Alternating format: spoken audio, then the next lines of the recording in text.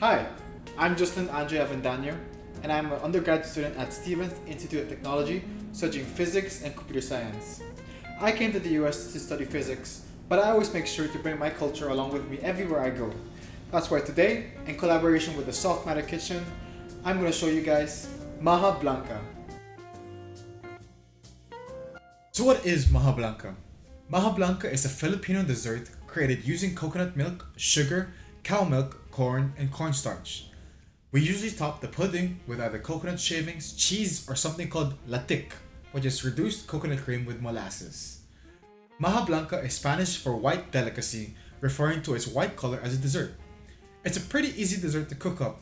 All you have to do is mix in these ingredients, then we cook the mixture on medium to low heat on a stove until it starts to take on a thick and viscous consistency, after which we place it in a baking pan for it to cool and take its final form and top it off with our favorite toppings.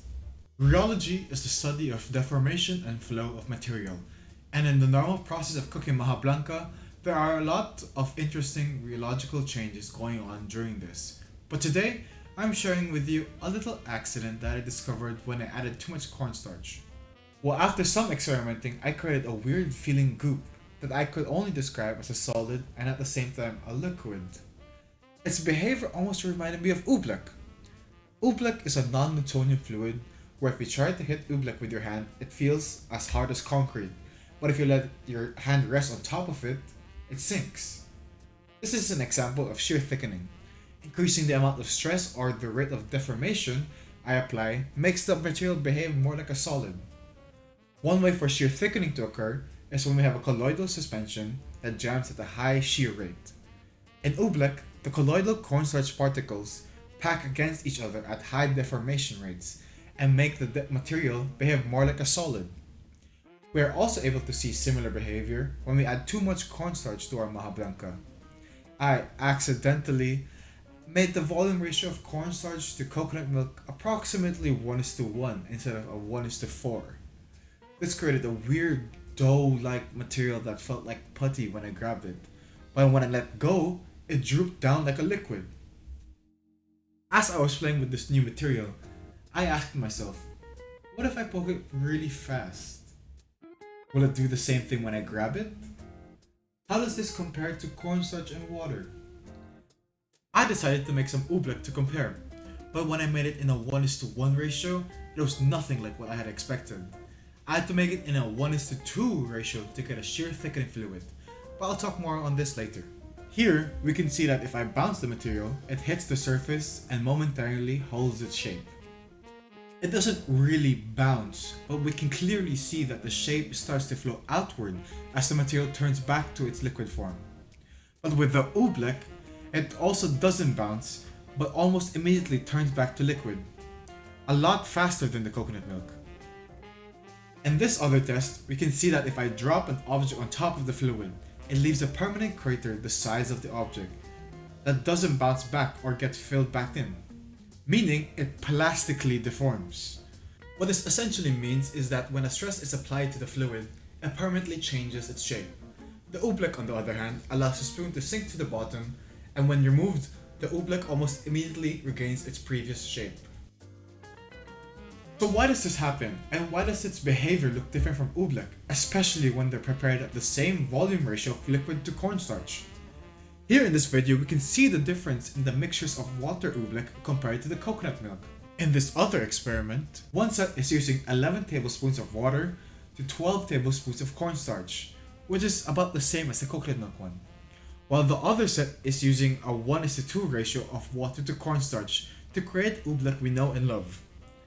The 11:12 water Oobleck doesn't show any of the interesting behaviors of normal Oobleck and resembles more of a murky liquid cornstarch slurry kind of thing, while the 1:2 Oobleck resembles more of what we remember Oobleck to be.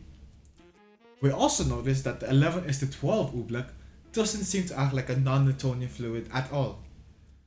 Why is this? Well, my hypothesis is that the majority of the difference is due to the microstructures within coconut milk. Earlier, I said that in Oobleck, the cornstarch particles will pack and jam against each other at high deformation rates. If we look at the water plus cornstarch mixture, the only thing taking up space is the cornstarch. And at an 11:12 ratio, the cornstarch particles are too dilute to run into each other. I hypothesize that the reason the 11:12 ratio works for the coconut milk is because coconut milk has a lot of fat, more than normal milk.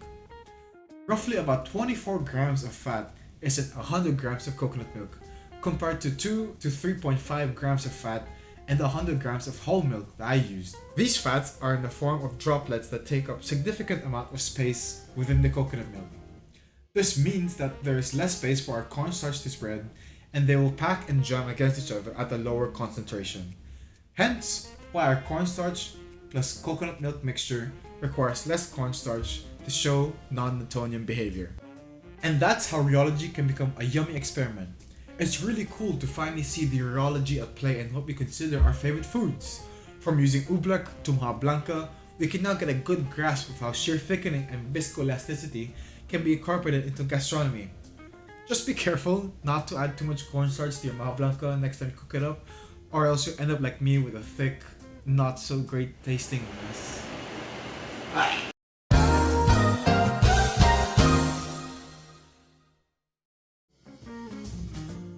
Now it's up to you. Can you find another delicious experiment that shows cool characteristics? Maybe there's more than meets the eye to your favorite dish at home. Hope you have a great day and stay curious, my friends.